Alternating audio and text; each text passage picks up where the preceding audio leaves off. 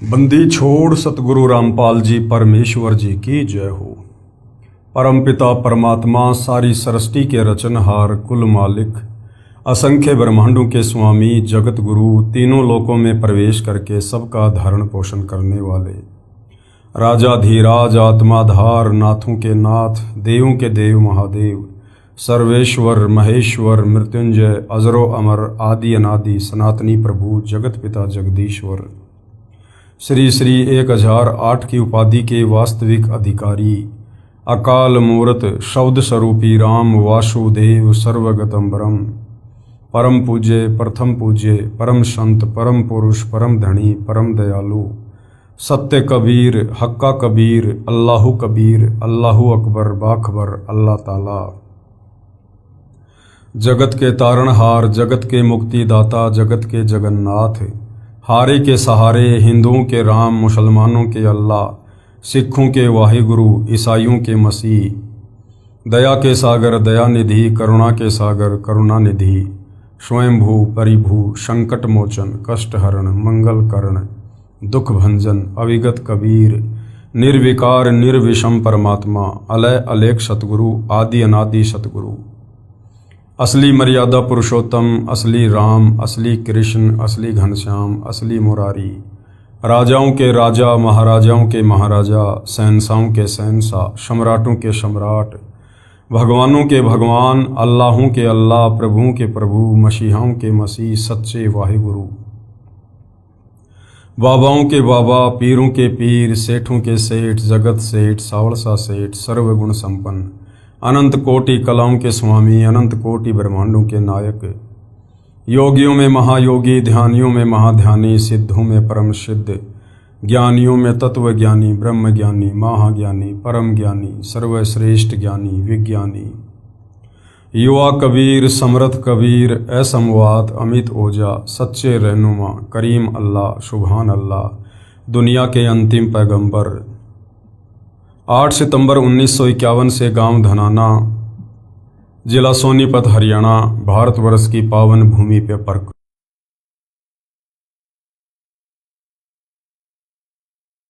मेहर पूज्य गुरुदेव भगवान की परमेश्वर रामपाल जी की जिनके शुभ आशीर्वाद से विशेष आशीर्वाद से उन्हीं के सत्संगों के संग्रह के ऊपर बन चुकी पवित्र आध्यात्मिक पुस्तक कबीर बड़ा या कृष्ण के ऊपर वीडियो बनाने की श्रृंखला जारी है।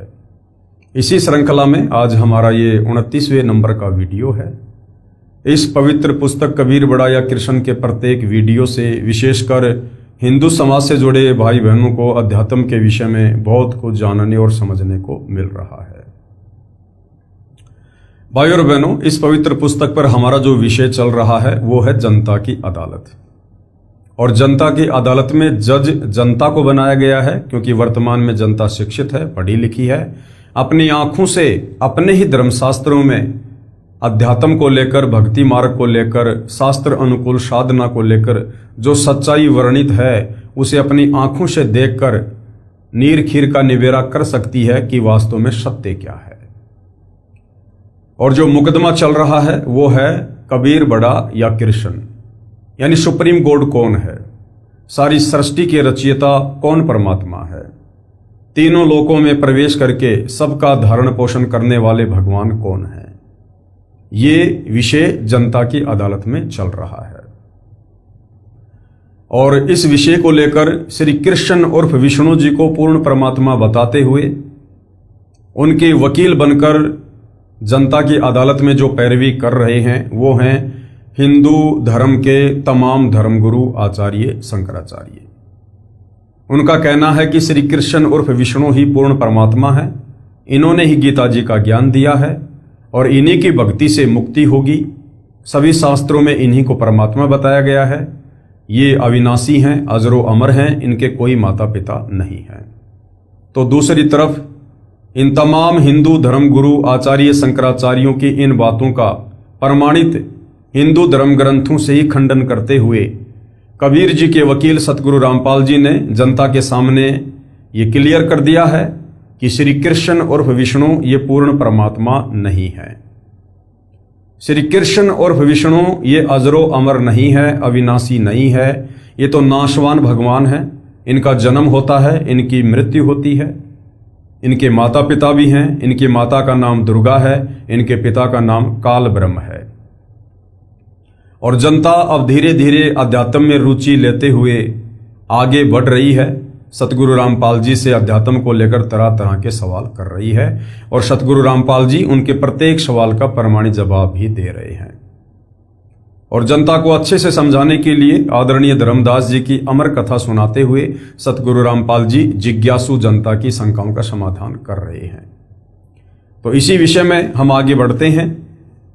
84 लाख प्रकार के जीवों से मानव देह उत्तम है। 84 लाख प्रकार की योनियां हैं, जिनमें विशेषकर 4 भाग बनाए गए हैं। यानी 84 लाख योनियों को 4 भागों में विभाजित किया गया है। अंडज, जो अंडे से उत्पन्न होते हैं, जेरज, जो जेर में लिपटकर जो है गर्भ से बाहर आते हैं, और श्वेतज, जो पसीने आदि से उत्पन्न होते हैं, और उद्भुज, जो अपने आप ही उत्पन्न हो जाते हैं। तो 84 लाख प्रकार के प्राणियों को 4 भागों में विभाजित किया गया है। और ये जो मनुष्य शरीर है, स्त्री या पुरुष का, ये 84 लाख योनियों में नहीं आता है। हमें परमपिता परमेश्वर कबीर साहिब ने, जो वास्तव में नारायण है, उन्होंने हमें अपनी जैसी देह, अपनी जैसी बॉडी प्रदान की है, सिर्फ और सिर्फ अपनी पहचान करवाकर इस काल के 21 ब्रह्मांड से पूर्ण मोक्ष प्राप्त करने के लिए। तो क्या कह रहे हैं? 84 लाख प्रकार के जीवों से मानव देह उत्तम है। गीता अध्याय 13 श्लोक 22 में भी गीता ज्ञानदाता ने, यानी गीता ज्ञानदाता काल ब्रह्म ने, जो श्री कृष्ण जी के शरीर में प्रवेश करके बोल रहा है, गीता अध्याय 13 श्लोक 22 में भी गीता ज्ञानदाता ने अपने से अन्य परमात्मा का प्रत्यक्ष प्रमाण बताया है। गीता प्रेस गोरखपुर से प्रकाशित गीता में इस श्लोक का अर्थ बिल्कुल गलत किया गया है। क्योंकि भाइयों और बहनों, जिन गीता अनुवादकर्ताओं को हम बहुत बड़े विद्वान माना करते थे, समझा करते थे, ठीक है, वो एक संस्कृत भाषा में विद्वान हो सकते हैं, परंतु तत्व ज्ञान के अभाव में हम उनको भक्ति मार्ग में विद्वान की संज्ञा नहीं दे सकते हैं। विद्वान की परिभाषा भी, कि वास्तव में विद्वान कौन है, ये भी सतगुरु रामपाल जी ने ही बताया है। विद्वान वो है जो सर्वज्ञ होता है, और सर्वज्ञ केवल सृष्टि में पूर्ण परमात्मा कबीर साहिब ही हो सकते हैं, जो तत्वदर्शी संत की भूमिका करके ये ज्ञान हमें समझाते हैं। मान लीजिए कोई व्यक्ति संस्कृत भाषा में विद्वान है, लेकिन उसको पंजाबी नहीं आती, उर्दू नहीं आती, फारसी नहीं आती, तो वो विद्वान नहीं है। अगर किसी को उर्दू, फारसी या पंजाबी आती है तो उसको अन्य भाषाओं का ज्ञान नहीं, तो हम उसे वास्तव में विद्वान नहीं कह सकते हैं। तो विद्वान भी इस सृष्टि में कबीर भगवान ही हैं, उनके अलावा कोई विद्वान नहीं है। तो गीता अनुवादकर्ता ने गीता अध्याय 13 श्लोक 22 का गलत अनुवाद किया है, और इस अध्याय में गीता अनुवादकर्ता ने, जय दयाल गोविंदका ने, आत्मा को ही परमात्मा की संज्ञा दी है, जो गलत है, जबकि आत्मा परमात्मा का अंश है। पेश है गीता अध्याय 13 श्लोक 22 की फोटोकॉपी। इस देह में, यानी इस शरीर में स्थित यह आत्मा वास्तव में परमात्मा ही है, जबकि आत्मा परमात्मा नहीं है। जिस प्रकार बाप और बेटे का संबंध है, उसी प्रकार से आत्मा और परमात्मा का संबंध है। आत्मा को परमात्मा ने अपने वचन से, शब्द से उत्पन्न किया है, लेकिन वो परमात्मा सदैव आत्मा के साथ रहता है।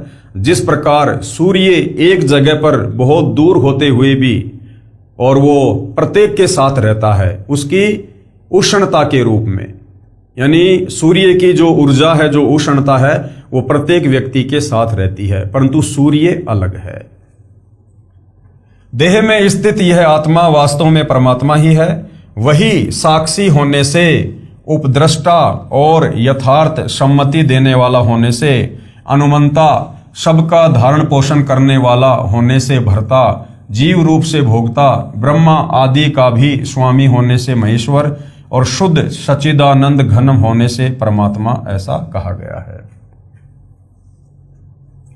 अब यथार्थ अनुवाद परम पूज्य सतगुरु रामपाल जी हमें बता रहे हैं, क्योंकि परम पूज्य सतगुरु रामपाल जी वास्तव में विद्वान हैं। ये स्वयं कबीर परमेश्वर हैं जो वर्तमान में धरती पर तत्वदर्शी संत की भूमिका कर रहे हैं।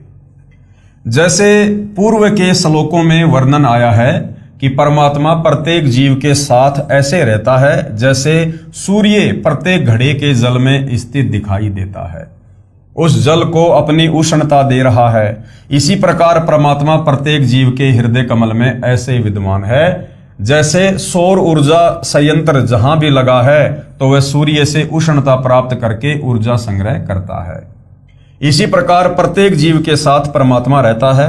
इसलिए इस श्लोक यानी गीता अध्याय 13 श्लोक 22 में कहा है कि वह परमात्मा सब प्रभुओं का भी स्वामी होने से, महेश्वर सब का धारण पोषण करने से भरता और शतलोक में बैठा प्रत्येक प्राणी की प्रत्येक गतिविधि को देखने वाला होने से उपद्रष्टा जीव परमात्मा की शक्ति से सर्व कार्य करता है। जीव परमात्मा का अंश है। आत्मा क्या है? परमात्मा का अंश है, ना कि परमात्मा। रामायण में भी कहा है, रामायण में क्या बताया गया है आत्मा और परमात्मा को लेकर? ईश्वर अंश जीव अविनाशी, जिस कारण से जीव जो कुछ भी अपने किए कर्म का सुख दुख भोगता है तो अपने अंश के सुख दुख का परमात्मा को भी एहसास होता है। सूक्ष्म वेद में लिखा है, कबीर कहे मेरे जीव को दुख ना दीजियो कोय, भगत दुखाए मैं दुखी मेरा आपा भी दुखी होए। जिस प्रकार भाई और बहनों शरीर के किसी भी अंग पर चोट लगती है तो हमें पीड़ा होती है, उसी प्रकार आत्मा परमात्मा का अंश है और यदि आत्मा दुखी होती है तो परमात्मा भी उसके दुख में दुखी होता है। गीता अध्याय 17 श्लोक 5 और 6 में भी कहा है कि जो शास्त्र विरुद्ध घोर तप को तपते हैं वे परमात्मा को दुखी करने वाले, घोर कष्ट देने वाले अज्ञानी घोर नरक में गिरते हैं। यानी परमात्मा भी दुख को महसूस करता है, इसलिए भोक्ता कहलाता है। प्रत्येक प्राणी को गुप्त रूप से उचित राय देता है, जिस कारण से परमात्मा अनुमंता कहलाता है। परमात्मा शब्द का संधि विच्छेद है परम प्लस आत्मा, यानी श्रेष्ठ आत्मा परमात्मा। यदि कोई दुख का भोग भी देता है, सुख का भोग भी देता है, जैसे कर्म करेगा जीव वैसे अवश्य भोगेगा, तो वह परमात्मा नहीं कहा जा सकता, वह श्रेष्ठ आत्मा नहीं होता। जैसे इस काल यानी ब्रह्म के लोक में विधान है कि जैसा कर्म करोगे वैसा फल आपको भगवान अवश्य देगा। तो ये प्रभु स्वामी तो है परंतु परम आत्मा नहीं है। कौन? ये काल ब्रह्म। ये यहां पर नकली भगवान बनकर बैठा है, नकली परमात्मा। इस मानव शरीर में दूसरा परमात्मा जो जीव के साथ अभिन्न रूप से रहता है, जैसे सूर्य प्रत्येक को अपनी ऊर्जा देता है, उसी प्रकार ये दूसरा परमात्मा उपरोक्त महिमा वाला है। कौन? परम अक्षर ब्रह्म कबीर भगवान। जैसे सौर ऊर्जा से जो बल्ब जगता है उसमें सूर्य होता है, यानी सूर्य की ऊर्जा कार्य करती है। इसी प्रकार पूर्ण परमात्मा की भूमिका समझो। आत्मा ही परमात्मा नहीं, लेकिन आत्मा के अंदर परमात्मा की शक्ति काम करती है, उनकी ऊर्जा काम करती है। गीता अध्याय 13 श्लोक 23 में भी अन्य परमात्मा बताया है, यानी गीता ज्ञानदाता से, काल ब्रह्म से अन्य कोई श्रेष्ठ परमात्मा है। कहा है कि जो संत उपरोक्त प्रकार से परमात्मा प्रकृति तथा गुणों सहित जानता है, वह संत साधक सब प्रकार से परमात्मा में लीन रहता हुआ पुनर्जन्म को प्राप्त नहीं होता, अर्थात उसका पूर्ण मोक्ष हो जाता है। यानी जो भगत इस आत्मा के विषय में जान लेता है, यानी जिसको आत्मज्ञान हो जाता है, जो परमात्मा के विषय में जान लेता है, जिसको परमात्म ज्ञान हो जाता है, और जो 21 ब्रह्मांड के स्वामी ज्योति निरंजन के विषय में तत्व से जान लेता है, तत्वदर्शी संत की शरण में आने के बाद वो पूर्णतया भक्ति करके यहां से मुक्त हो जाता है। पेश है गीता अध्याय 13 श्लोक 23 की फोटोकॉपी। इस प्रकार पुरुष को यानी परमात्मा को और गुणों के सहित प्रकृति को जो मनुष्य तत्व से जानता है, वह सब प्रकार से कर्तव्य कर्म करता हुआ यानी अपनी भक्ति मर्यादाओं में रहता हुआ भी फिर नहीं जन्मता, यानी उसका पूर्ण मोक्ष हो जाता है। गीता अध्याय 13 श्लोक 24 भी अन्य परमात्मा का वर्णन करता है, जो गीता ज्ञानदाता से अन्य है।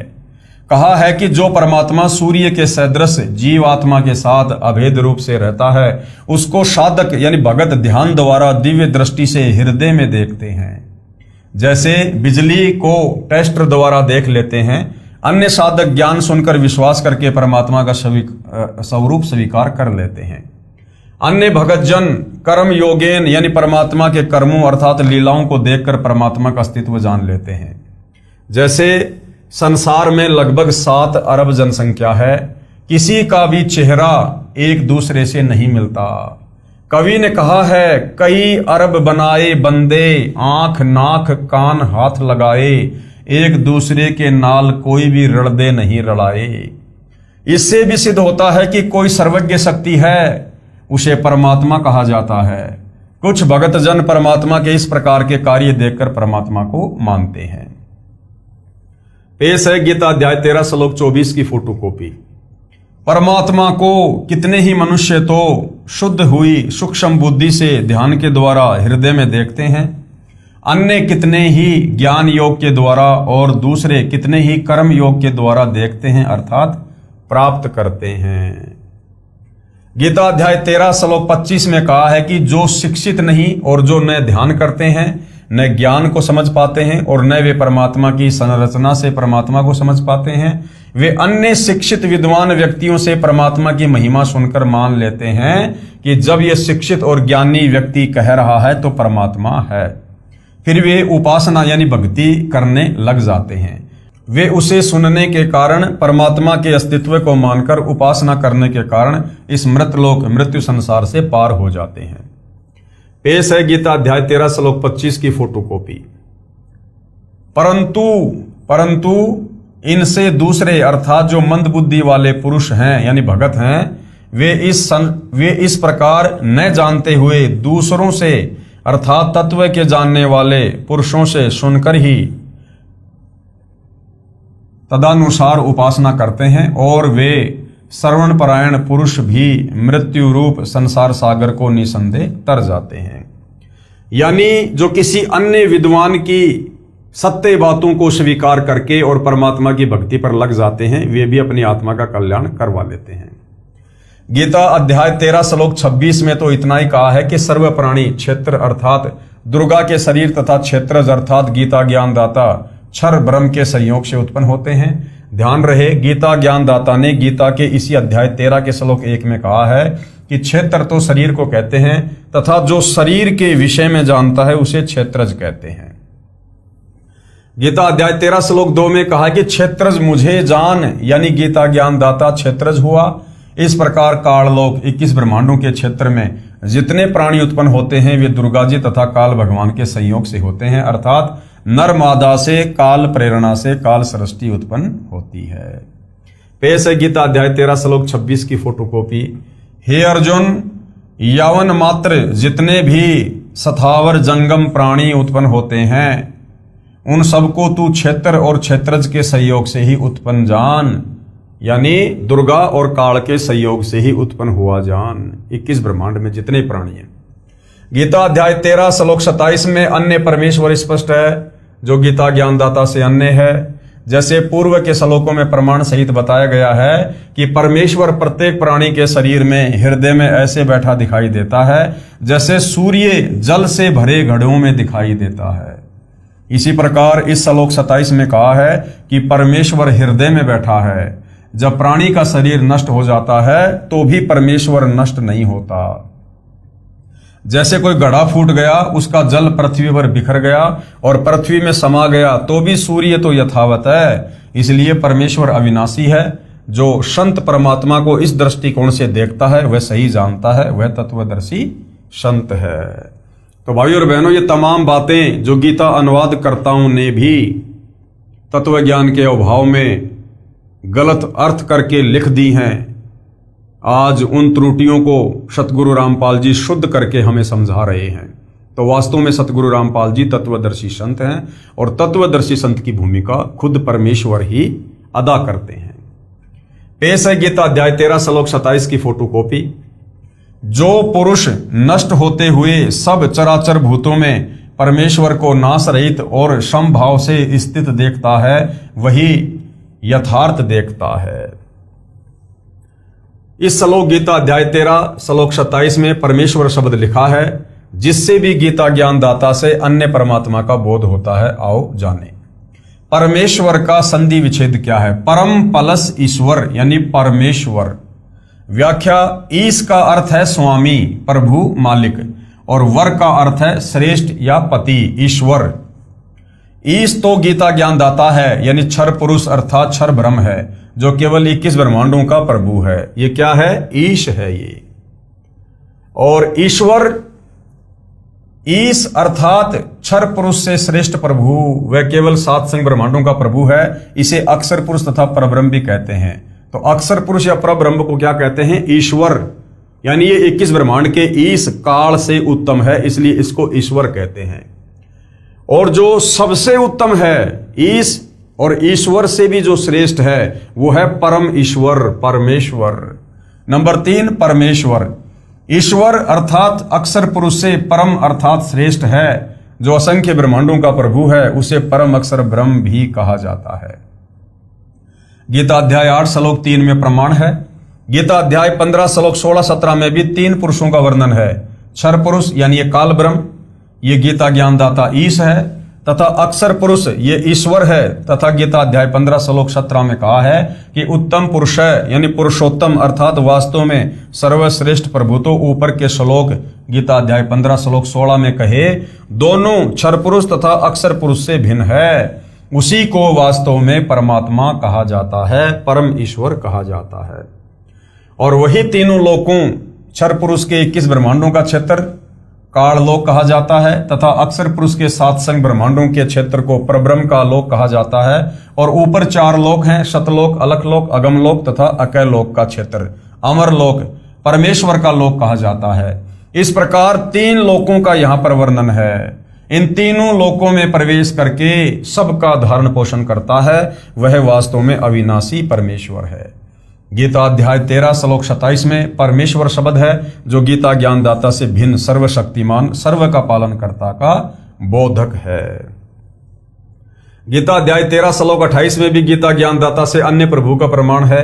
इस श्लोक में ईश्वर शब्द परमेश्वर का बोधक है। जैसे ईश का अर्थ स्वामी, वर का अर्थ श्रेष्ठ, वास्तव में सबका ईश स्वामी तो परम अक्षर ब्रह्म है, वही श्रेष्ठ ईश है, इसलिए ईश्वर शब्द प्रकरणवश पूर्ण परमात्मा का बोधक है। यदि अन्य ईश नकली स्वामी नहीं होते तो ईश्वर तथा परमेश्वर शब्दों की आवश्यकता ही नहीं होती। इसलिए इस लोक में ईश्वर शब्द सत्य पुरुष का बोध जानो। पेश है गीता अध्याय 13 श्लोक 28 की फोटोकॉपी। क्योंकि जो पुरुष सब में समभाव से स्थित परमेश्वर को समान देखता हुआ अपने द्वारा अपने को नष्ट नहीं करता, इससे वह परम गति को प्राप्त होता है। गीता अध्याय 13 श्लोक 28 का भावार्थ है कि गीता ज्ञानदाता ने कहा है कि जो साधक यानी जो भगत सब प्रकार से परमेश्वर को समभाव में देखता हुआ अपनी आत्मा को अपनी अज्ञान आत्मा द्वारा नष्ट नहीं करता, अर्थात वह परमात्मा को सही समझकर उसकी साधना करके उससे दूसरी गति अर्थात मोक्ष को प्राप्त होता है, अर्थात वह साधक गीता ज्ञानदाता वाली परम गति जो गीता अध्याय 8 श्लोक 13 में कही है, उससे अन्य गति जो गीता अध्याय 15 श्लोक 4 में कही है, उसे प्राप्त होता है। गीता अध्याय 13 श्लोक 30 में स्पष्ट है कि गीता ज्ञानदाता ने अपने से अन्य परमात्मा की महिमा बताई है। इस श्लोक में भी गीता अध्याय 18 श्लोक 66 वाला एक शब्द है जिसका अर्थ उस एक परमात्मा किया है, इसलिए गीता अध्याय 18 श्लोक 66 में एकम शरणम व्रज कहा है। उसका अर्थ भी उस एक परमात्मा की शरण में जा सही अर्थ है। कहा है कि जो संत सर्व प्राणियों की स्थिति भिन्न भिन्न होते हुए भी एक परमात्मा सर्वशक्तिमान के अंतर्गत मानता है, तो वह समझो सच्चिदानंद घन ब्रह्म अर्थात परम अक्षर ब्रह्म को प्राप्त हो गया है। वह सत्य भक्ति करके उस परमेश्वर को प्राप्त हो जाता है। गीता अध्याय 13 श्लोक 30 की फोटोकॉपी। जिस क्षण यह पुरुष भूतों के पृथक पृथक भाव को एक परमात्मा में ही स्थित तथा उस परमात्मा से ही संपूर्ण भूतों का विस्तार देखता है, उसी क्षण वह सच्चिदानंद घन ब्रह्म को प्राप्त हो जाता है। यानी जो सभी जीवों में परमात्मा को देखता है वो उसी परमेश्वर को प्राप्त होने योग्य बन जाता है। गीता अध्याय 13 श्लोक 31 में भी गीता ज्ञानदाता ने अपने से अन्य परमात्मा के विषय में कहा है। इस श्लोक में परमात्मा शब्द है जिसकी स्पष्ट परिभाषा गीता अध्याय 15 श्लोक 17 में बताई है। कहा है कि जो उत्तम पुरुष अर्थात सर्वश्रेष्ठ प्रभु है, उत्तम पुरुष तु अन्य परमात्मा इति उदाहरते, वह तीनों लोकों में प्रवेश करके सबका धारण पोषण करता है। ये लोक त्रिरम अवश्य विवर्ती अवय ईश्वर है, वह वास्तव अविनाशी परमेश्वर है, उसी को परमात्मा कहा जाता है। वह क्षर पुरुष यानी काल तथा अक्षर पुरुष यानी परब्रह्म से अन्य है।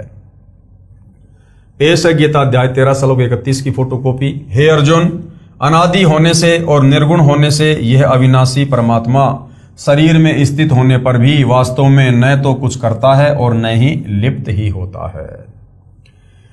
इस श्लोक गीता अध्याय 13 श्लोक 31 में भी यही स्पष्ट किया गया है कि वह परमात्मा अनादि होने से, निर्गुण होने से प्रत्येक प्राणी के शरीर में सूर्य जैसे घड़े में स्थित होने पर भी न तो कुछ करता है, क्योंकि सब कार्य परमात्मा की शक्ति करती है। जैसे घड़े के जल में सूर्य दिखाई देता है, उससे जल गर्म हो रहा है, वह सूर्य करता नहीं दिखाई देता, उसकी उष्णता कर रही है। सूर्य कुछ नहीं करता दिखता और न ही परमात्मा उस शरीर में लिप्त होता है, जैसे सूर्य घड़े के जल में लिप्त नहीं होता।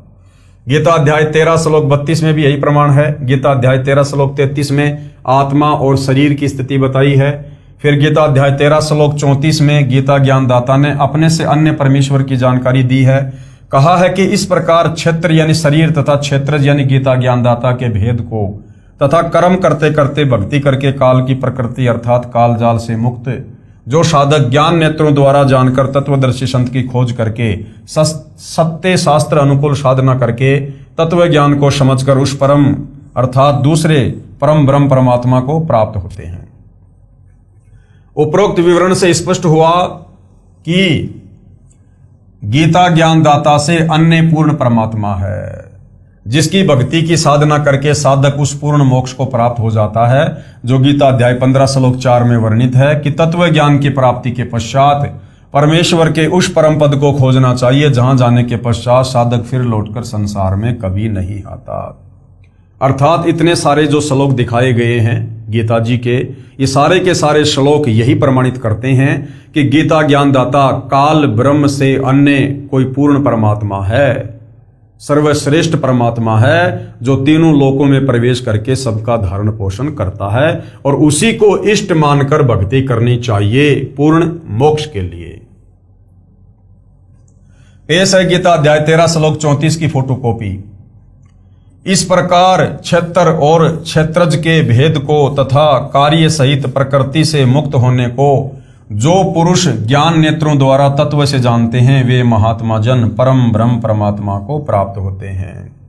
यानी जैसे वर्तमान में आप और हम सभी भगत भाई बहन तत्वदर्शी सतगुरु रामपाल जी की शरण में आने के बाद उनके सत्संग सुनकर हमें 21 ब्रह्मांड के स्वामी क्षर पुरुष काल ब्रह्म की स्थिति का पता चल गया, उसकी पत्नी दुर्गा की स्थिति का पता चल गया, ब्रह्मा विष्णु महेश की और अन्य देवताओं की स्थिति का पता चल गया, सात संग ब्रह्मांड के स्वामी अक्षर पुरुष यानी परब्रह्म की स्थिति का पता चल गया, और ऊपर के चारों अजरों अमर लोकों के विषय में भी परमेश्वर ने हमें भली भांति परिचित करवा दिया।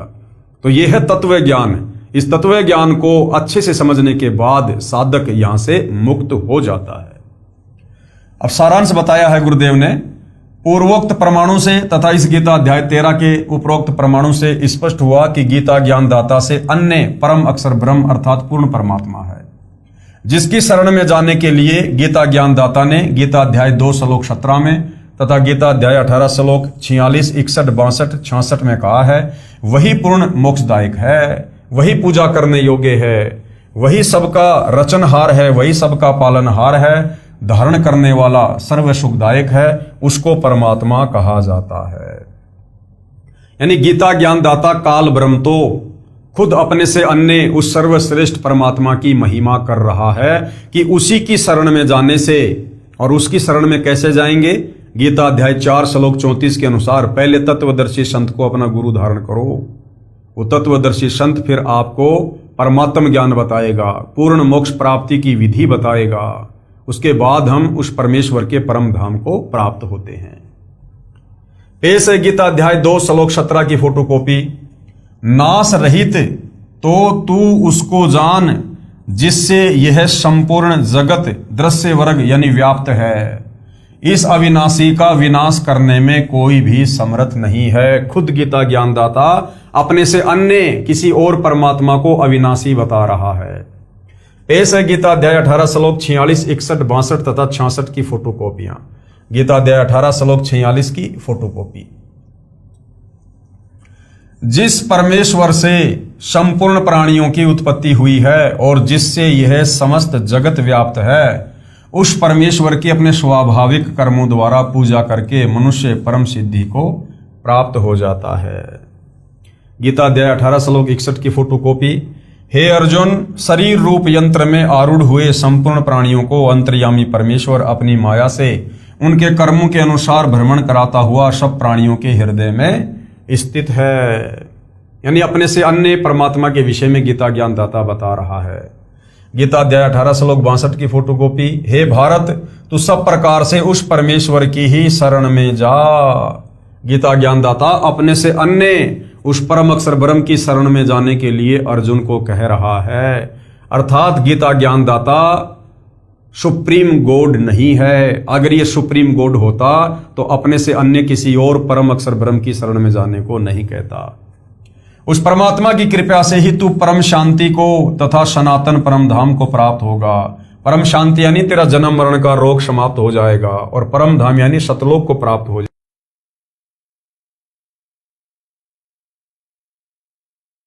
जाएगा। गीता अध्याय 18 श्लोक 66 की फोटोकॉपी। सर्वधर्मान परित्यज्य माम एकम शरणम व्रज अहम तवा सर्व पापे भे मोक्षयामि मा शुचि। संपूर्ण धर्मों को अर्थात संपूर्ण कर्तव्य कर्मों को, कर्तव्य कर्म क्या होते हैं? भक्ति कर्म, मुझ में त्याग कर तू केवल एक मुझ सर्वशक्तिमान सर्वाधार परमेश्वर की ही शरण में आ जा। यह गलत कर दिया गीता अनुवादकर्ताओं ने। एक ने नहीं, दो ने नहीं, जितने भी अनुवादकर्ताओं ने गीता का अनुवाद किया है, तत्व ज्ञान के अभाव में इन्होंने इस श्लोक के अर्थ का अनर्थ कर दिया है। व्रज का मतलब जाना होता है और सभी गीता अनुवादकर्ताओं ने आना किया है, जो गलत है। क्यों? क्योंकि ये श्री कृष्ण उर्फ विष्णु से ऊपर किसी और को परमात्मा नहीं मान रहे थे, जिस कारण से घुमा फिरा के ये टोपी श्री कृष्ण जी के ऊपर, श्री विष्णु जी के ऊपर ही पहना दी गई। पेश है गीता अध्याय 18 श्लोक 66 का यथार्थ अनुवाद। अब इसका सही अनुवाद क्या है, वास्तविक अनुवाद क्या है, वो परमेश्वर रामपाल जी ने किया है। अन्य अनुवादकर्ताओं ने इस श्लोक का सरलार्थ गलत किया है। व्रज शब्द का अर्थ जाना होता है और इन्होंने क्या कर दिया? आना। पेश है यथार्थ अनुवाद गीता अध्याय 18 श्लोक 66 का। ये देखिएगा। सर्वधर्मानाम परिताजे माम एकम शरणम व्रज, ये व्रज शब्द है। अहम तवा सर्व पापेभ्यो मोक्षयामि मा शुचि। गीता अध्याय 18 श्लोक 62 में जिस परमेश्वर की शरण में जाने को कहा है, इस श्लोक 66 में भी उसी के विषय में कहा है कि मेरे स्तर की संपूर्ण धार्मिक पूजाओं को मुझ में त्याग कर तू केवल एकम यानी एक उस अद्वितीय परमात्मा परम अक्षर ब्रह्म की शरण में जा। व्रज का मतलब होता है जा, जबकि गीता अनुवादकर्ताओं ने व्रज का अर्थ कर दिया आजा। अहम यानी मैं तुझे संपूर्ण पापों से छुड़वा दूंगा, शोक मत कर। काल ब्रह्म कह रहा है कि मैंने तेरे ऊपर जितने भी कर्म बंधन लगा रखे हैं, तू मेरे स्तर की भक्ति साधना मुझ में समर्पित कर दे और उस परमपिता परमेश्वर की शरण में जा, मैं तुझे मुक्त कर दूंगा। अन्य गीता अनुवादकर्ताओं ने व्रज शब्द का अर्थ आना किया है, जो अनुचित है। व्रज शब्द का अर्थ जाना, चला जाना आदि होता है। गीता अध्याय 13 श्लोक 30 में भी एकम का अर्थ इस प्रकार किया है, जिस समय साधक प्राणियों के पृथक पृथक भाव को एक परमात्मा में स्थित तथा उस परमात्मा से ही संपूर्ण भूतों के विस्तार को देखता है, उसी क्षण सच्चिदानंद घन ब्रह्म यानी परमेश्वर को प्राप्त हो जाता है। यानी वह उस परमेश्वर को जानकर उसकी पूजा करके मोक्ष प्राप्त करता है। तो यहां पर जो ये एकम शब्द है इस श्लोक में, इस एकम का अर्थ किया है परमात्मा, जो बिल्कुल सही है। अब यहां पर देखिएगा, जो ये एकम शब्द है गीता अध्याय 18 श्लोक नंबर 62 में, कि सर्वधर्मान परित्यज्य माम एकम शरणम व्रज। तो एकम का अर्थ इन्होंने खुद किया है परमात्मा, यानी उस एक परमात्मा की शरण में जा। लेकिन तत्व ज्ञान के अभाव में अर्थ का इन्होंने अनर्थ कर दिया। भावार्थ, गीता अध्याय 18 श्लोक 63 का भावार्थ है कि गीता ज्ञानदाता ब्रह्म कह रहा है कि हे अर्जुन, ये गीता वाला अति गोपनीय ज्ञान मैंने तुझे कह दिया। फिर गीता अध्याय 18 श्लोक 64 में गीता ज्ञानदाता एक और संपूर्ण गोपनीयों से भी गोपनीय वचन कहता है कि वह परमेश्वर जिसके विषय में अध्याय 18 श्लोक 62 में कहा है, वह परमेश्वर मेरा यानी गीता ज्ञानदाता काल का भी इष्ट देव अर्थात पूज्य देव है। यही प्रमाण अध्याय 15 श्लोक 4 में भी कहा है कि मैं भी उस परमेश्वर की शरण में हूं। गीता ज्ञानदाता ये काल ब्रह्मा विष्णु महेश का पिता खुद कह रहा है गीता अध्याय 15 श्लोक 4 में कि अर्जुन, मैं भी उसी परमेश्वर की शरण में हूं, यानी जो इस गीता ज्ञानदाता से सर्वश्रेष्ठ है। 21 ब्रह्मांड का स्वामी अपने से सर्वश्रेष्ठ की ही शरण में हो सकता है। इससे सिद्ध है कि गीता ज्ञानदाता प्रभु से यानी इस काल ब्रह्म से कोई अन्य सर्वश्रेष्ठ परमेश्वर है और वही पूजा के योग्य है, यानी सृष्टि में एकमात्र उसी की पूजा करनी चाहिए। यही प्रमाण 15 श्लोक 17 में भी है। गीता ज्ञानदाता प्रभु कहता है कि अध्याय 15 श्लोक 16 में वर्णित क्षर पुरुष यानी ब्रह्म तथा अक्षर पुरुष यानी परब्रह्म से भी श्रेष्ठ परमेश्वर तो उपरोक्त दोनों से अन्य ही है, वही वास्तव में परमात्मा कहलाता है, वह वास्तव में अविनाशी है, उसी की शरण में जाने के लिए कहा है। अब आगे धर्मदास जी ने ये सारी बातें सुनकर, अध्यात्म को अच्छे से जानकर और जिंदा वेश में कबीर परमेश्वर जी से आगे और जिज्ञासावश प्रश्न कर रहा है। और आगे उन्होंने क्या प्रश्न किया? प्रश्न नंबर 45 धर्मदास जी का। गीता अध्याय 4 श्लोक 6 में गीता ज्ञानदाता ने कहा है कि मैं अजन्मा और अविनाशी रूप होते हुए भी, समस्त प्राणियों का ईश्वर होते हुए भी अपनी योग माया से प्रकट होता हूं। इसमें श्री कृष्ण जी अपने आप को समस्त प्राणियों का अविनाशी ईश्वर कह रहे हैं, अपने को अजन्मा भी कहा है। तो परमेश्वर ने जिंदा रूप में क्या उत्तर दिया?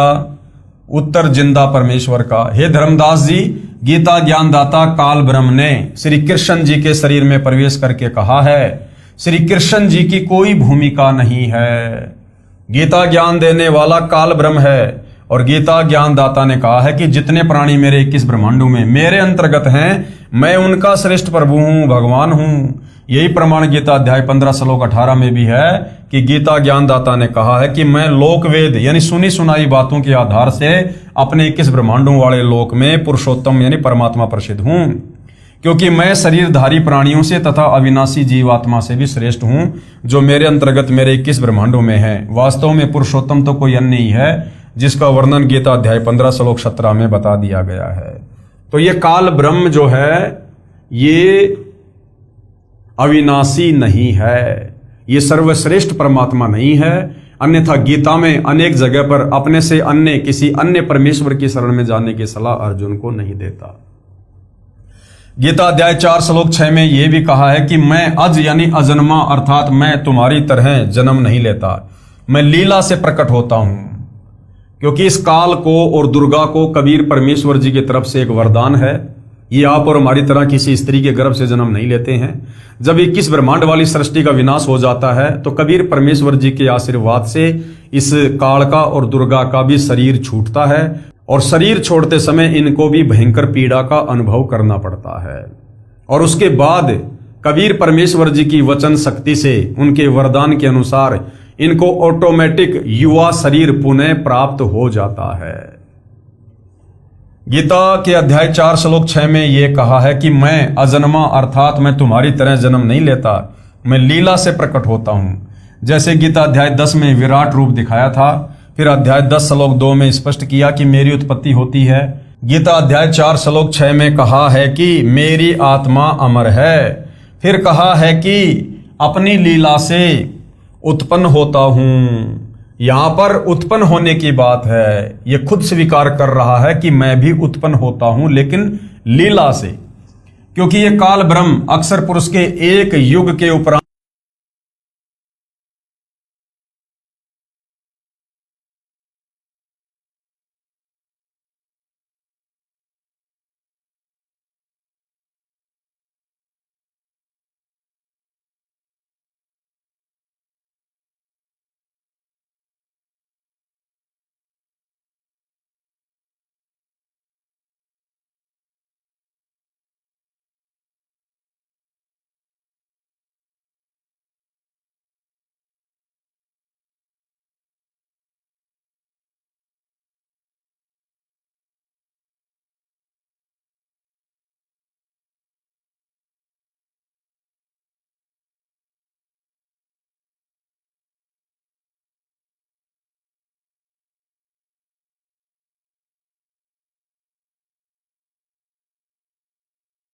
अंत मरता है, फिर उस समय एक ब्रह्मांड का विनाश हो जाता है। देखिए प्रश्न नंबर 9 का उत्तर जो पहले दे दिया गया है। फिर दूसरे ब्रह्मांड में सर्व जीव आत्माएं चली जाती हैं, काल ब्रह्म की आत्मा भी चली जाती है। वहां इसको पुनः युवा शरीर प्राप्त होता है। इसी प्रकार देवी दुर्गा की मृत्यु होती है, फिर काल ब्रह्म के साथ ही इनको भी युवा शरीर प्राप्त होता है। यह परम अक्षर ब्रह्म सत्य पुरुष का विधान है। तो फिर उस नए ब्रह्मांड में दोनों पति पत्नी रूप में नए रजगुण युक्त ब्रह्मा, सतगुण युक्त विष्णु तथा तमगुण युक्त शिव को उत्पन्न करते हैं। फिर उस ब्रह्मांड में सृष्टि क्रम प्रारंभ हो जाता है। इस प्रकार इस काल ब्रह्म की मृत्यु तथा लीला से जन्म होता है। गीता अध्याय 4 श्लोक 9 में भी स्पष्ट है, जिसमें गीता ज्ञानदाता ने कहा है कि मेरे जन्म तथा कर्म अलौकिक हैं। वास्तव में यह नाशवान है। आत्मा सर्व प्राणियों की भी अमर है। हे धर्मदास, आपके महामंडलेश्वरों, आचार्यों तथा शंकराचार्यों को आध्यात्मिक ज्ञान बिल्कुल नहीं है। इसलिए अनमोल ग्रंथों को ठीक से न समझकर लोकवेद यानी दंत कथा सुनाते हैं। आप देखें, इसी गीता अध्याय 4 श्लोक 5 में स्वयं कह रहा है कि हे अर्जुन, तेरे और मेरे बहुत जन्म हो चुके हैं। खुद गीता ज्ञानदाता काल ब्रह्म कह रहा है कि अर्जुन, तेरे और मेरे बहुत जन्म हो चुके हैं। उन सबको मैं जानता हूं, तू नहीं जानता। इसका अभिप्राय ऊपर स्पष्ट कर दिया है। समवाद का अर्थ है उत्पन्न होना। इसका प्रमाण देखिए, यजुर्वेद अध्याय 40 मंत्र 10 में भी कहा है कि कोई तो परमात्मा को समवात यानी जन्म लेने वाला राम व श्री कृष्ण की तरह मानता है कि वो मां के गर्भ से जन्म लेकर आता है, तो कोई असमवात यानी उत्पन्न न होने वाला निराकार मानता है। अर्थात तत्वदर्शी संत जो सत्य ज्ञान बताते हैं उनसे सुनो। यानी वो तत्वदर्शी संत बताएगा कि परमात्मा जन्म लेता है या फिर प्रकट होता है या उसकी क्या स्थिति है।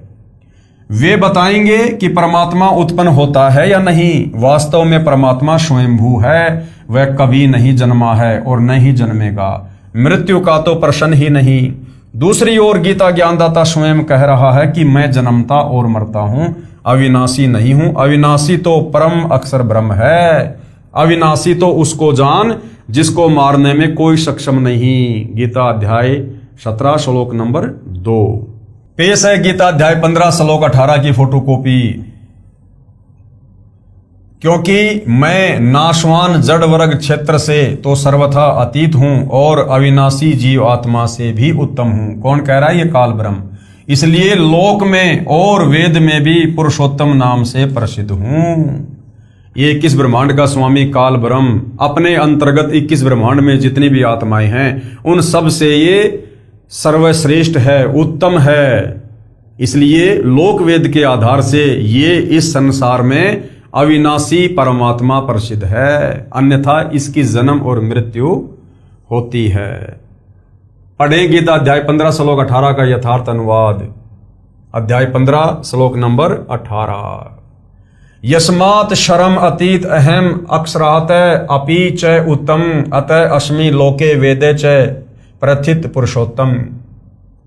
अनुवाद है, क्योंकि मैं मेरे काल लोक के 21 ब्रह्मांडों के क्षेत्र में मेरे अधीन नाशवान स्थूल शरीर में जीवात्मा प्राणियों से तो सर्वदा श्रेष्ठ हूं। यानी 21 ब्रह्मांड में जितनी भी आत्मा है मैं उनमें श्रेष्ठ हूं और अविनाशी जीवात्मा से भी उत्तम हूं। और इसलिए लोक वेद में अर्थात कहे सुने ज्ञान के आधार से वेद में श्रेष्ठ भगवान प्रसिद्ध हूं। पवित्र गीता बोलने वाला ब्रह्म क्षर पुरुष कह रहा है कि मैं तो लोकवेद में, लोकवेद क्या होता है? सुनी सुनाई बातों में, अर्थात सुने सुनाए ज्ञान के आधार पर केवल मेरे 21 ब्रह्मांडों में ही श्रेष्ठ प्रभु प्रसिद्ध हूं। वास्तव में पुरुषोत्तम यानी पूर्ण परमात्मा तो कोई और ही है, जिसका विवरण यही काल ब्रह्म खुद गीता का ज्ञान देते समय गीता अध्याय श्लोक 17 में पूर्ण रूप से कर दिया है। कबीर परमात्मा ने उदाहरणार्थ कहा है, पीछे लाग्या जाऊ था लोक वेद के साथ, रस्ते में सतगुरु मिले दीपक दीन्या हाथ। अर्थात कबीर प्रभु ने कहा है कि जब तक साधक को पूर्ण संत नहीं मिलता तब तक लोक वेद अर्थात कहे सुने ज्ञान के आधार से साधना करता है। उस आधार से कोई विष्णु जी को पूर्ण प्रभु परमात्मा कहता है कि क्षर पुरुष अर्थात ब्रह्म को पूर्ण ब्रह्म कहता है, परंतु तत्व ज्ञान से पता चलता है कि पूर्ण परमात्मा तो कबीर जी हैं। फिर आगे प्रश्न नंबर 50 है और अब की बार धर्मदास जी से कबीर परमात्मा जी ने प्रश्न किया है। जिंदा बाबा परमेश्वर जी का धर्मदास जी से प्रश्न। आप जी ने कहा है कि हम शूद्र को निकट भी नहीं बैठने देते, क्योंकि धर्मदास जी को जब कबीर परमात्मा जिंदा बाबा के रूप में मिले तो धर्मदास ने सोचा ये कोई मुसलमान साधक है। तो धर्मदास जी अपने आप को सर्वश्रेष्ठ मानते हुए कह रहे थे कि हम शूद्र को निकट भी नहीं बैठने देते, शुद्ध रहते हैं, इससे भक्ति में क्या हानि होती है। उत्तर धर्मदास जी का, शूद्र के छू लेने से भगत अपवित्र हो जाता है, परमात्मा रुष्ट हो जाता है, आत्मग्लानि हो जाती है, मैं ऊंची जाति के वैश्य हूं। तो परमेश्वर जी ने फिर धर्मदास जी को किस प्रकार से और क्या समझाया। कथनी और करनी में अंतर। प्रश्न नंबर 46 धर्मदास जी का। हे जिंदा, ये तो सत्य ही है कि शूद्र से दूरी बनाए रखने से भगत की पवित्रता बनी रहती है, क्या आप नहीं मानते। अब उत्तर दे रहे हैं कबीर परमात्मा जी। उत्तर बाबा जिंदा का। धर्मदास, ये शिक्षा तुझे किसने दी। धर्मदास जी ने कहा, हमारे धर्मगुरु बताते हैं, आचार्य शंकराचार्य तथा ब्राह्मण बताते हैं। परमेश्वर कबीर जी ने धर्मदास को बताया। उस समय तक धर्मदास जी को ज्ञान नहीं था कि आपसे वार्ता करने वाला ही कबीर जुलाहा है। जिस समय कबीर परमात्मा जिंदा बाबा के वेश में धर्मदास जी को ज्ञान बता रहे थे, उस समय तक धर्मदास जी को इस बात की पहचान नहीं थी कि जो जिंदा वेशधारी मेरे सामने खड़ा है ये खुद ही काशी में आया हुआ वो कबीर जुलाहा है। तो कबीर परमेश्वर जी ने, उन्होंने एक जो लीला की थी काशी के तोताद्री शहर में पंडितों के साथ में, वो कथा उन्होंने धर्मदास जी को बताई। और क्या कहा कि कबीर जुलाहा एक बार स्वामी रामानंद पंडित जी के साथ तोताद्रिक नामक स्थान पर सत्संग भंडारे में गया। वह स्वामी रामानंद जी का शिष्य है। कौन? कबीर। सत्संग में मुख्य पंडित आचार्यों ने सत्संग में बताया कि भगवान राम ने शूद्र भीलनी के जूठे बेर खाए। भगवान तो समदृष्टि थे, वे तो प्रेम से प्रसन्न होते हैं। भगत को ऊंचे नीचे का अंतर नहीं देखना चाहिए, श्रद्धा देखी जाती है। लक्ष्मण ने शबरी को शूद्र जानकर ग्लानि करके बेर नहीं खाए, फेंक दिए। बाद में वे बेर संजीवनी बूटी बने। रावण के साथ युद्ध में लक्ष्मण मूर्छित हो गया, तब हनुमान जी द्रोणागिरी पर्वत को उठाकर लाए, जिस पर संजीवनी बूटी उन जूठे बेरों से उगी थी। उस बूटी को खाने से लक्ष्मण सचेत हुआ, जीवन रक्षा हुई। शबरी की भगवान के प्रति ऐसी श्रद्धा थी, किसी की श्रद्धा को ठेस नहीं पहुंचानी चाहिए। सत्संग के तुरंत बाद लंगर साथ भेदभाव नहीं करते। भगवान राम ने जो शूद्र समझी जाती थी उस भीलनी के बेर खाए थे। इस प्रकार की बातें वो पंडित कर रहे थे, लेकिन उसके बाद उनकी करनी और कथनी में कितना अंतर था। पंडितों ने पहले ही योजना बना रखी थी कि स्वामी रामानंद ब्राह्मण के साथ शूद्र जुलाहा कबीर भी आया है, वह स्वामी रामानंद का शिष्य है और रामानंद जी के साथ खाना खाएगा। हम ब्राह्मणों का अपमान होगा, इसलिए 2 स्थानों पर लंगर शुरू कर दिया। जो पंडितों के लिए भंडारा था उसमें खाना खाने के लिए एक शर्त रखी कि जो पंडितों वाले भंडारे में खाना खाएगा उसको वेदों के 4 मंत्र सुनाने होंगे, क्योंकि पंडितों ने सोचा कि कबीर तो अनपढ़ है, उसे तो वेद मंत्रों का ज्ञान नहीं, उसे तो संस्कृत भाषा आती नहीं है, तो वो हम ब्राह्मणों के साथ में भोजन नहीं कर पाएगा। उसको वेदों के 4 मंत्र सुनाने होंगे। जो मंत्र नहीं सुना पाएगा वह सामान्य भंडारे में भोजन खाएगा।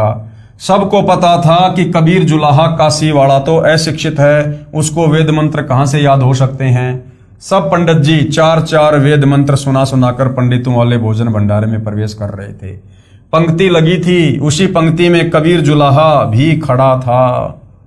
वेद मंत्र सुनाने कि कबीर जी की बारी आई। थोड़ी दूर पर एक भैंसा यानी झोटा घास चर रहा था। कबीर जी ने भैंसे को पुकारा और कहा कि हे भैंसे पंडित, यहां आइएगा। भैंसा दौड़ा दौड़ा आया, कबीर जी के पास आकर खड़ा हो गया। कबीर जी ने भैंसे की कमर पर हाथ रखा और कहा कि हे विद्वान भैंसे, वेद के 4 मंत्र सुना। भैंसे ने यजुर्वेद अध्याय 5 का मंत्र 32 सुनाया, जिसका भावार्थ भी बताया कि जो परम शांतिदायक, जो पाप नाश कर सकता है, जो बंधनों का शत्रु अर्थात बंदी छोड़ है, वह कबीर है। स्वयं प्रकाशित अर्थात तेजो में शरीर वाला, शतलोक वाला अर्थात वह शतलोक में निवास करता है। सब भगवानों का भी भगवान अर्थात सर्वशक्तिमान सम्राट यानी महाराजा है, वह कबीर देव यानी कबीर परमेश्वर है। यजुर्वेद अध्याय 5 का मंत्र नंबर ये 32 है, जो अभी आपको दिखाया गया है। विशेष इस यजुर्वेद के अध्याय 5 मंत्र 32 में बताया है कि जो परमेश्वर परम शांतिदायक है वह पाप का शत्रु यानी पाप काटने वाला, बंधनों का शत्रु यानी बंदी छोड़ कबीर देव है। कबीर परमेश्वर है जो सम्राट के समान सिंहासन पर विराजमान है, आकाश की तरह निर्लेप निर्मल है, स्वयं प्रकाशित शतलोक में रहने वाला है, वह परम अक्षर ब्रह्म कबीर है।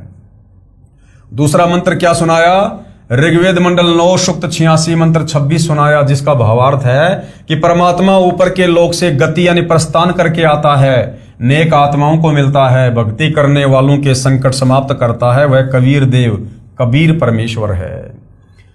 ये प्रमाण ऋग्वेद मंडल 9 सूक्त 86 मंत्र 26 और 27 आप जियों के सामने है, देख सकते हैं।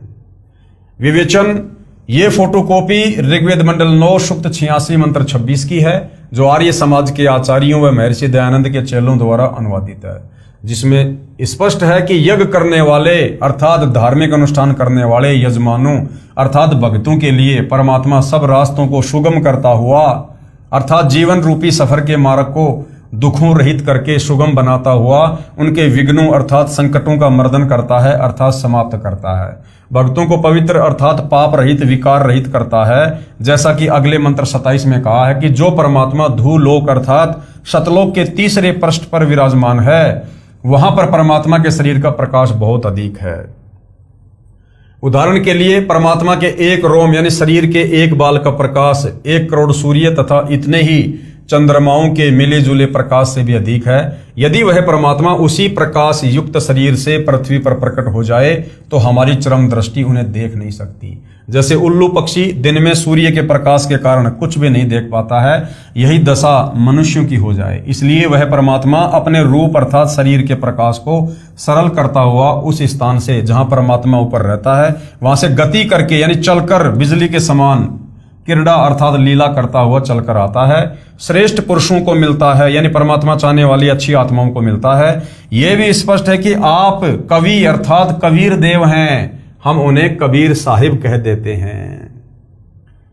ये देखिएगा श्लोक आप जियों के सामने है।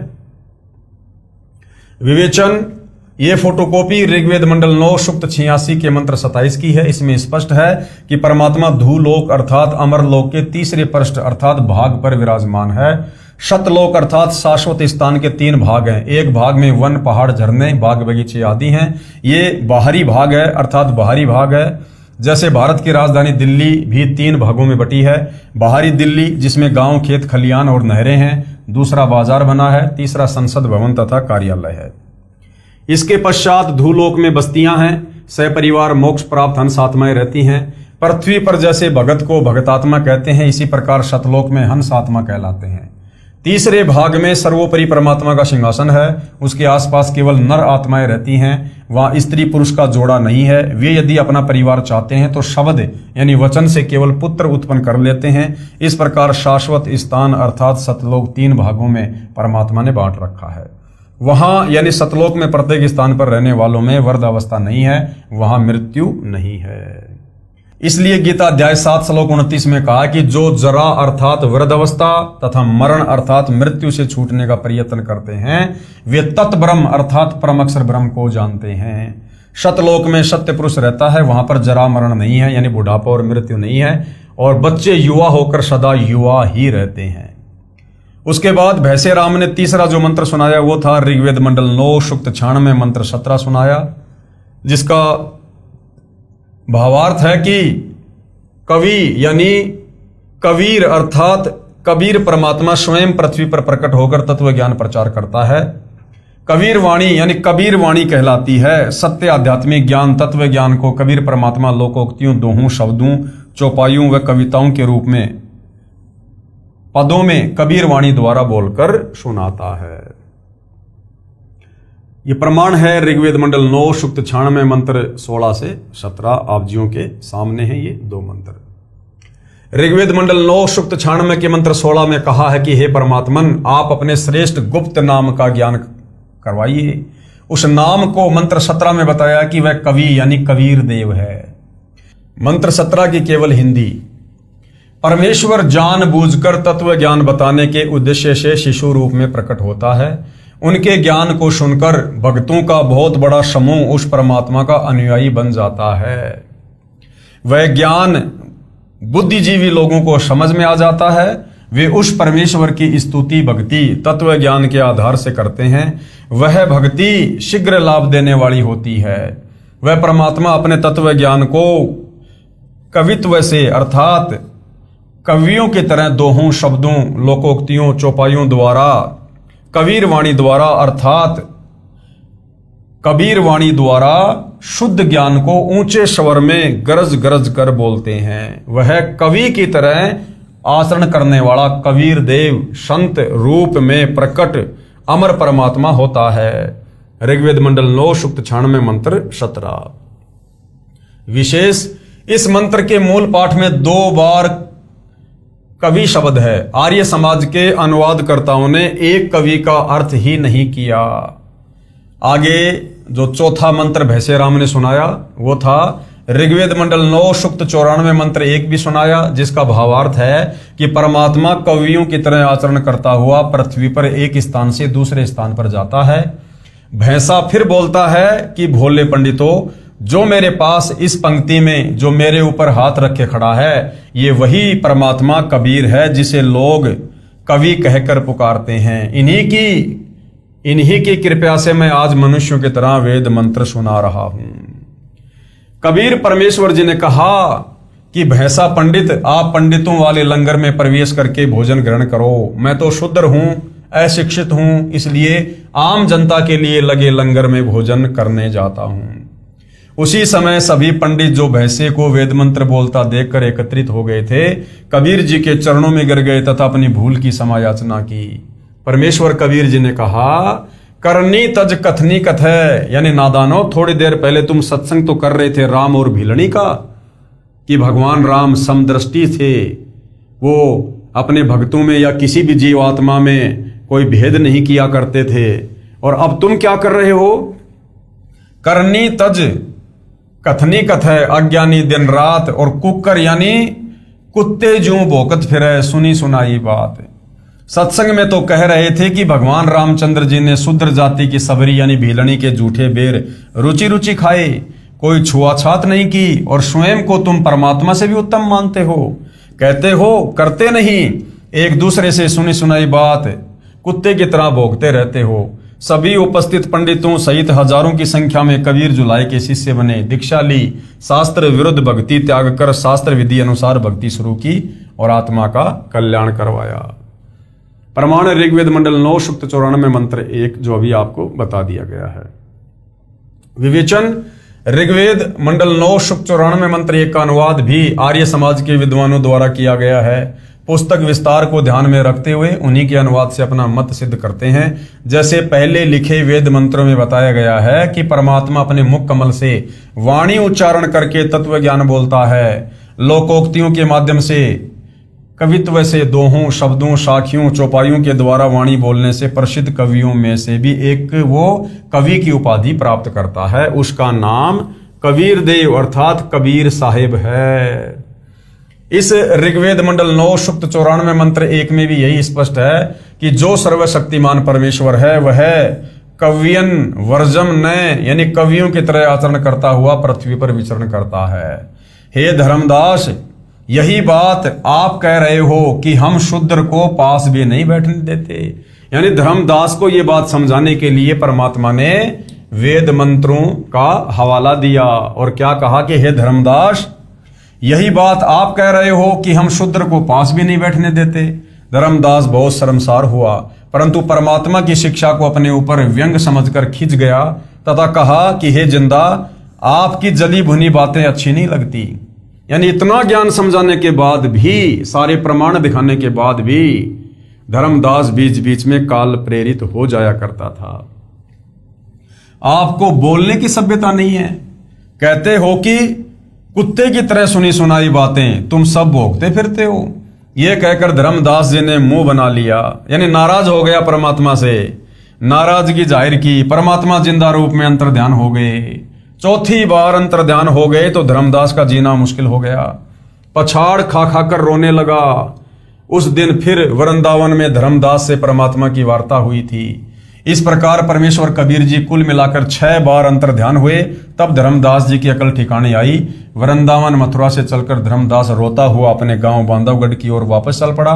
धर्मदास जी ने 6 महीने का कार्यक्रम तीर्थों पर भ्रमण का बना रखा था। वो 15 दिन में ही वापस घर आ गया। गरीबदास जी ने अपनी अमृतवाणी में कहा है, तहां वहां रोवत है धर्मनि नागर, कहां गए मेरे सुख के सागर। अति वियोग हुआ हमसे ती, जैसे निर्धन की लुट जाए खेती। हम तो जाने तुम दे स्वरूपा, हमारी बुद्धि अंध गहर कूपा।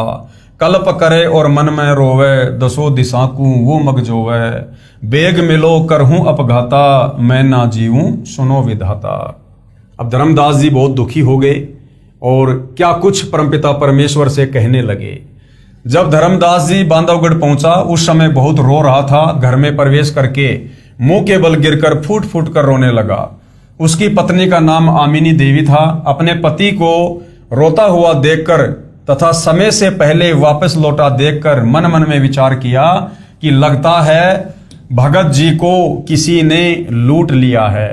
धन न रहने के कारण वापस घर लौट आया है। धर्मदास जी के पास बैठकर अपने हाथों आंसू पोंछती हुई बोली, क्यों कच्चा मन कर रहे हो? कोई बात नहीं, किसी ने आपकी यात्रा का धन लूट लिया। आपके पास धन की कमी थोड़ी है, और ले जाना। अपनी तीर्थ यात्रा पूरी करके आना, मैं मना थोड़े करूंगी। कुछ देर बाद दृढ़ मन करके धर्मदास जी ने कहा कि आमिनी, यदि रुपए पैसे वाला धन लुट गया होता तो मैं और ले जाता। मेरा ऐसा धन लुट गया है जो शायद अब नहीं मिलेगा। वह मैंने अपने हाथों अपनी मूर्खता से गवाया है। जिंदा महात्मा से हुई सारी ज्ञान चर्चा तथा जिंदा बाबा से सुनी सृष्टि रचना आमिनी देवी को सुनाई। सर्व ज्ञान परमाणु सहित देखकर आमिनी ने कहा कि सेठ जी, आप तो निपुण व्यापारी थे, कभी घाटे का सौदा नहीं करते थे। इतना प्रमाणित ज्ञान फिर भी आप नहीं माने। साधु को तो नाराज होना ही था। कितनी बार आपको मिले, बच्चे की तरह समझाया, आपने उस दाता को क्यों ठुकराया? धर्मदास ने कहा, आमिनी, जीवन में पहली बार हानि का सौदा किया है। ये हानि अब पूर्ति नहीं हो पाएगी। वह धन नहीं मिला तो मैं जीवित नहीं रह पाऊंगा। धर्मदास जी को सतलोक में लेकर जाना। उसके बाद भाई और बहनों, काफी समय के बाद, लगभग 6 महीने के बाद, आदरणीय धर्मदास जी की परमात्मा के प्रति वो तड़प, वो कशक दिन ब दिन बढ़ती चली गई। और अंत में धर्मदास जी ने निर्णय कर लिया कि यदि अब मुझे परमात्मा वापस नहीं मिलेंगे तो मैं आत्मघात करूंगा, आत्महत्या करूंगा। तो 6 महीने के बाद कबीर परमात्मा उसी जिंदा वेश में पुनः धर्मदास जी को मिलते हैं और उसके बाद धर्मदास जी की जिद पर उन्हें सतलोक के दर्शन करवाकर वापस लाते हैं। धर्मदास जी अपनी आंखों से सतलोक को देखकर और उसी जिंदा बाबा को सतलोक के सिंहासन पर बैठा हुआ देखकर आश्चर्यचकित हो जाता है और साथ में शर्मिंदा भी होता है कि जो नीचे मुझे ज्ञान समझा रहे थे जिंदा रूप में, ये खुद ही असंख्य ब्रह्मांडों के स्वामी हैं, ये कबीर देव हैं और मैंने इनके साथ में कई बार बदतमीजियां की। उसके लिए धर्मदास बहुत ज्यादा शर्मसार भी हो रहा था। तो आगे की क्या घटना है, किस प्रकार से परमात्मा धर्मदास जी को मिले, उनकी आत्मा को शरीर से निकालकर सतलोक लेकर गए, पुनः धर्मदास जी को वापस छोड़ा, उसके बाद फिर आगे क्या होता है, ये जनता की अदालत में जनता को समझाते हुए सतगुरु रामपाल जी धर्मदास जी की अमर कथा सुना रहे हैं। आगे इस कथा में क्या होगा, क्या नहीं होगा, इस विषय पर हम अगले एपिसोड में चर्चा करेंगे। तब तक पूज्य गुरुदेव भगवान हम सबको आज्ञा दें, आशीर्वाद दें, सद्बुद्धि दें। बंदी छोड़ सतगुरु रामपाल जी परमेश्वर जी की जय हो।